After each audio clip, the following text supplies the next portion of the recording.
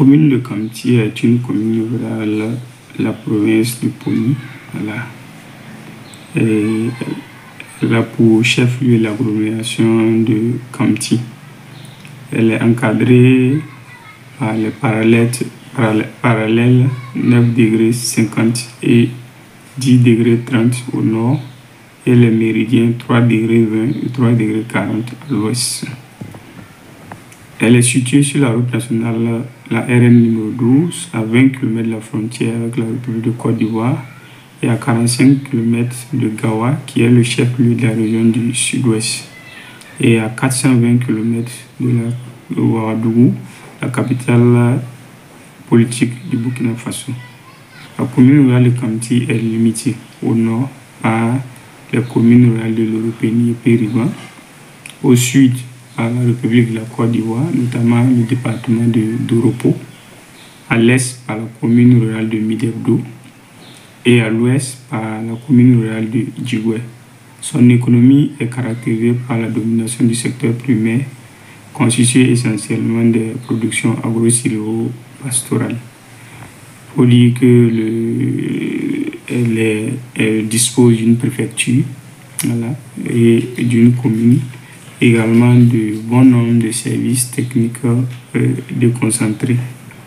Aussi, en termes de population, les résultats définitifs du recensement général de la population de l'habitat de 2019 donnaient 65 725 habitants. C'est une commune frontalière, voilà, en général, une commune frontalière. Et nous avons également une bonne pluviométrie, il faut le reconnaître, le fait que nous partageons la frontière avec la Côte d'Ivoire. Donc, on a notre pluviométrie un peu calquée sur elle. Et c'est comme en général pour la région du sud-ouest ou les régions du Grand Ouest, voilà, sont en tout cas plus arrosées que certaines les autres régions du pays. Donc aussi on a un peuple riche et diversifié, il faut l'admettre, parce que ce sont les mêmes peuples qui se partagent, qui se retrouvent de l'autre côté de la frontière également, mais également chez nous également. Comme particularité également, nous avons quand même 2 postes de police quand même.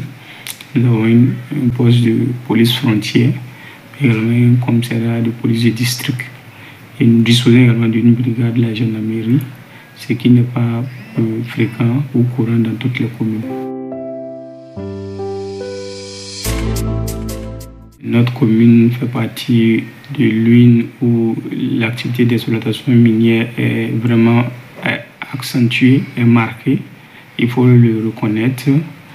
Donc il y a un défi quand même d'organisation des artisans miniers de ce monde-là, voilà, qui est un autre parmi tant d'autres. Avec les réformes au niveau du ministère des Mines, de l'Énergie et des Carrières, il y a un nouveau directeur régional qui a été nommé. Il y a également la Société nationale des métaux précieux, la SONASPE, qui a été créée par le président de la transition. Tout ça quand même vise quand même à pouvoir organiser le monde de l'orpaillage artisanal pour que nos richesses quand même puissent être partagées au niveau de tous les Burkinabés. Donc nous aussi nous sommes dans ce combat de tous les jours pour essayer quand même de les organiser, leur prodiguer de bons conseils afin que tous les risques qu'ils prennent puissent avoir moins d'impact quand même sur la vie humaine, parce que c'est ça qu'il faut regarder, la protection quand même de la vie humaine. Nous essayons quand même de les organiser pour qu'il y ait moins d'éboulements, voilà, ou pas du tout, et les donner des conseils au respect quand même des tests réglementaires à la matière, bien sûr, parce que quand on dit qu'en saison hivernale c'est fermé, il faut qu'ils acceptent d'arrêter de travailler, puisque c'est en saison pluvieuse qu'on connaît beaucoup d'éboulements ou qui font de nombreuses pertes en vie humaine. Donc nous sommes toujours dans cette quête-là et nous sommes là pour ça. Donc les aider à mieux s'organiser Et la tendance aujourd'hui, c'est quand même de les emmener à aller vers des sociétés coopératives. Toute chose qui les permettra de pouvoir évoluer pour aller vers le paillage semi-mécanisé, qui présente moins de dangers, moins de risques, tant pour la vie humaine, mais tant que pour la protection et la préservation quand même de l'environnement. Ça a eu d'énormes conséquences sur la vie sociale et également sur la vie économique, bien sûr, de nos populations. Parce que cette crise sécuritaire s'est juxtaposée à une crise humanitaire sans précédent que la commune a connue. Quand on sait que les chiffres au 31 mars quand même 2023 nous donnaient plus de 60 000 déplacés internes, personnes déplacées internes accueillies dans notre commune, venues vraiment des communes où il y avait vraiment de forts défis sécuritaires, notamment principalement à côté de la commune de Djiboué, mais également nous avons accueilli des PDI de l'Europénie et de Ouo, dans la région des Cascades, de Sidiradougou également, mais également d'autres sont venus du nord et du centre-nord. Donc c'est une crise humanitaire sans précédent que nous avons connue et nous remercions les plus hautes autorités quand même du pays qui nous ont accompagnés quand on sait que Madame la ministre en charge de l'action sociale nous a quand même doté de près de 50 000 tonnes quand même l'an passé pour qu'on puisse faire face à ce défi humanitaire-là. Également les partenaires qui sont à nos côtés, tels que le HCR, le PNUD et l'UNICEF, qui nous aident aussi à travailler pour pouvoir quand même amenuiser les effets de cette crise humanitaire-là. Et nous tenons sincèrement à remercier le président de la transition, le chef de l'État, le capitaine Ibrahim Traoré, pour tous les efforts quand même consentis au retour rapide quand même de la sécurité, mais également de la paix dans notre commune. En témoignent quand même les actions du fruit du BIR 17 et du BIR 15 qui ont travaillé à libérer bien sûr la commune de Djiboué jusqu'à la frontière. Aujourd'hui, quand même, on a des statistiques de population retournées qui permettent quand même de voir qu'il y a beaucoup de personnes quand même de ces zones qui ont été libérées là, qui sont retournées. Le défi aujourd'hui reste à prendre en charge ces personnes retournées là, parce qu'il y a beaucoup de défis quand elles retournent en termes d'accès des infrastructures socio-économiques, mais également des besoins de première nécessité. Voilà. Donc on a appelé les infrastructures sociales de base, l'éducation, la santé, l'eau et l'assainissement. Donc il faut qu'ensemble aussi nous travaillons quand même à voir comment rapidement quand même on peut venir en aide à ces populations retournées là. Du côté de Kamti, effectivement, on avait des villages frontaliers à la commune de Djiboué, tels que Irinao, Sakalao et j'en passe, qui aussi avaient connu quand même des mouvements de population, mais qui sont aussi retournés. Donc le défi pour nous aujourd'hui aussi, c'est toujours le même, de pouvoir viabiliser ou réhabiliter ces infrastructures-là pour qu'elles puissent avoir accès quand même à des soins, quand même elles puissent aussi aller à l'école, les enfants puissent avoir des salles de classe réhabilitées pour que l'année scolaire 2024-2025 puisse quand même retourner à l'école. Également en termes d'eau et d'assainissement, avec la direction régionale de l'eau, déjà je pense qu'on a quand même recensé les points où les forages étaient quand même en mauvais état. Et avec la direction en charge de l'eau et de l'assainissement, nous sommes en train de voir dans les jours et mois à venir comment rapidement quand même on va réhabiliter ces forages, puisque pour améliorer aussi l'accès à l'eau de ces populations-là. Les données sont là. Je pense que à notre prise de service, il faut le reconnaître, il y avait quand même un problème, parce que, comme je le disais tantôt, cette crise humanitaire sans précédent que nous connaissons quand même a eu des effets négatifs sur la cohésion sociale et le vivre ensemble, entre bien sûr les populations PDI et les populations hautes. Mais les partenaires nous ont accompagnés à pouvoir tenir des rencontres de sensibilisation, des théâtres forats, des thé-débats autour de la cohésion sociale et toute chose qui a permis quand même que nous puissions quand même relever le niveau de cohésion sociale entre nos populations hautes et les populations déplacées internes. Donc ça nous a permis quand même de toiletter cela. Voilà. Donc aujourd'hui, les indicateurs en termes de cohésion sociale sont très reluisants.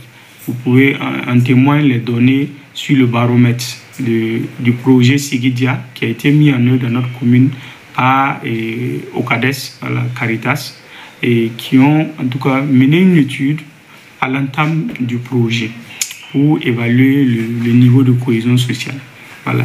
Et à la fin également, à la clôture du projet, ils nous ont présenté quand même, je pense qu'il y a un taux de plus de 70%. Voilà, le baromètre sur la cohésion sociale. Ça veut dire que beaucoup de choses ont été faites et qu'aujourd'hui, la cohésion sociale est à son beau fixe. Également, les activités telles que Kamti en joie et le festival traditionnel Chifoka, c'est toutes ces activités-là qui nous permettent quand même de pouvoir prôner le vivre ensemble en bonheur, mais également de pouvoir rehausser ou renforcer notre niveau de cohésion sociale.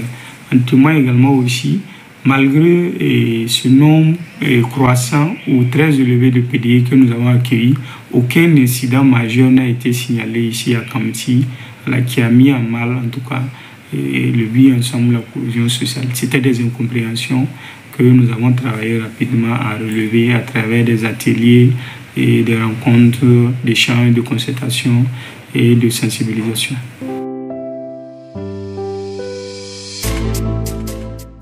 Nous avons des défis ou des acquis à consolider. Voilà.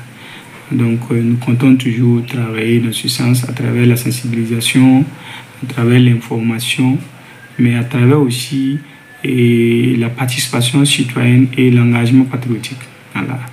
En témoigne aussi le mécanisme dont le gouvernement nous a doté, les journées d'engagement patriotique et de participation citoyenne. Je pense qu'en octobre, nous aurons la deuxième phase. Elle nous permettra aussi de toujours renforcer cette dynamique-là en termes de cohésion sociale. En termes aussi de défis d'infrastructure, je pense que nous sommes en train de finaliser notre marché, parce que c'était une anomalie quand même que notre commune jusqu'à là n'ait pas de marché moderne. Donc nous avons un marché moderne de type F2 qui est en construction. Et également remercier à travers ce canal de marché, de la construction du marché, le ministre de l'économie et des finances, parce que qui s'est engagé pour que ce chantier-là puisse avoir un début. Et aujourd'hui, il est en train d'aller à sa finalisation.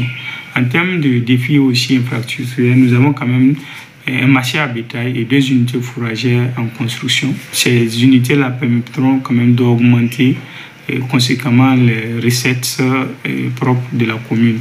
Donc nous attendons vivement que ces infrastructures puissent quand même pas être achevées.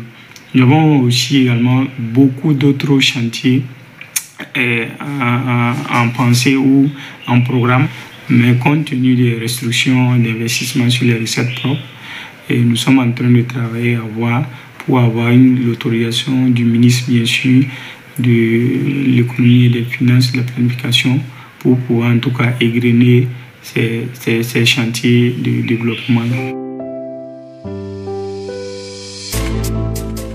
La saison est en train d'installer de façon progressive. Il faut qu'elle se prépare, d'autant plus que la politique d'offensive agricole du programme présidentiel du président de la transition, le capitaine, chef de l'État, le capitaine Ibrahim Traoré, et qui va venir encore vraiment les donner des intrants, voilà, pour pouvoir quand même cultiver sur des terres de beaucoup plus d'hectares. Je pense qu'on a procédé à l'information des CVD, des villages qui sont concernés. Nous avons plus d'une 60aine de villages qui sont concernés par cette distribution d'intrants-là, avec le chef de service départemental en charge de l'agriculture, des ressources animales et halieutiques. Nous avons procédé ce lundi-là, à une rencontre d'information, de sensibilisation des CVD, des président des conseils villageois de développement sur le processus de distribution de ces intrants-là. Donc, c'est les remerciements déjà à l'endroit du président. Mais nous invitons quand même aussi les populations à se mettre au travail. Alors, comme le président l'a dit, il faut que nous travaillions à nous nourrir nous-mêmes. Donc, avec cette aide en intrant qui viendra là, on espère bien sûr que le bilan de la saison 2024-2025 soit quand même beaucoup plus satisfaisante. J'invite toute la population de Burkina Faso à venir connaître Kamti. C'est un havre de paix, mais également une commune riche en diversité culturelle et traditionnelle. Aussi, la frontière commune que nous partageons avec la Côte d'Ivoire permet quand même aussi de connaître d'autres réalités. Nous ne connaissons pas Kamti, nous étions à Koudougou. Quand on nous a affectés, la distance, nous étions un peu hésitants. Mais aujourd'hui, nous sommes là, mais nous sommes contents d'être à Kamti aujourd'hui, d'aider et d'apporter notre touche au développement socio-économique de cette si belle commune.